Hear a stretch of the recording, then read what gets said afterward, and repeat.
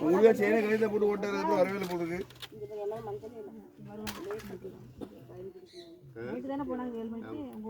ஏழு மணிக்கு தான் அப்படியே முடிச்சோன்னு போனதானா?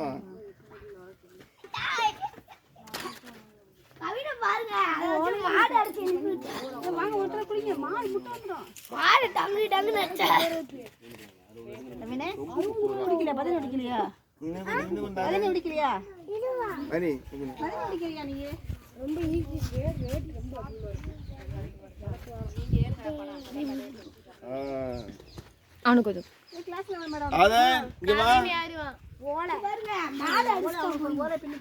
இந்த பக்கம் திரும்படா. இங்க வா, இப்படி வா.